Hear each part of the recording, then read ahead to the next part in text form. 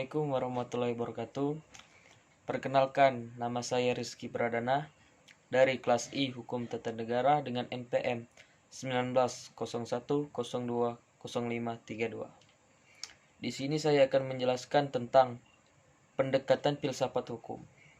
Pertama-tama, kita akan mempelajari tentang ilmu hukum. Beberapa pendapat mengatakan bahwa karena filsafat hukum merupakan bagian khusus dari filsafat pada umumnya, maka berarti filsafat hukum hanya mempelajari hukum secara khusus, sehingga hal-hal non-hukum menjadi tidak relevan dalam pengkajian filsafat. Sebagian filsafat hukum tunduk pada sifat-sifat dan tujuan dari filsafat pada umumnya. Di samping itu, hukum sebagai objek dari filsafat hukum akan mempengaruhi filsafat hukum. Dengan demikian, secara timbal balik antara filsafat hukum dan filsafat saling berhubungan. Secara sederhana, dapat dikatakan bahwa filsafat hukum adalah cabang filsafat, yaitu filsafat tingkah laku atau etika, yang mempelajari hakikat hukum. Dengan perkataan lain, filsafat hukum adalah ilmu yang mempelajari hukum secara filosofis. Jadi, objek filsafat hukum adalah hukum dan objek tersebut dikaji secara mendalam sampai kepada inti atau dasarnya, yaitu disebut hakikat. Ilmu filsafat sosial.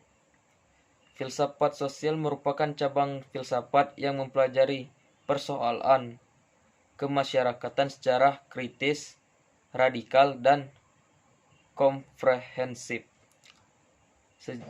Sejak Plato dan Aristoteles, kajian terhadap persoalan-persoalan kemasyarakatan sudah menjadi objek penelitian tersendiri.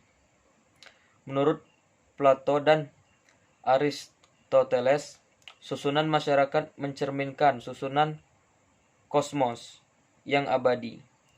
Manusia berkewajiban untuk menyesuaikan diri dengan susunan itu dan menanti demi keselamatannya. Kalau tidak, ia menghancurkan dirinya. Perubahan hukum dan sosial. Proses ini sering terjadi perubahan-perubahan pada masyarakat di dunia pada waktu dewasa. Ini merupakan suatu gejala yang normal, yang pengaruhnya menjalar dengan cepat ke bagian-bagian lain dari dunia. Antara lain, berkat adanya komunikasi modern dengan taraf teknologi yang berkembang dengan sangat pesat. Ada beberapa faktor yang memengaruhi terjadinya perubahan sosial. Pada umumnya, dikatakan bahwa sebab-sebab terjadi perubahan-perubahan sosial dapat bersumber pada masyarakat itu sendiri, dan ada yang letaknya di luar masyarakat tersebut, yaitu yang datangnya sebagai pengaruh dari masyarakat lain atau dari alam sekeliling kita, seperti zaman modern saat ini.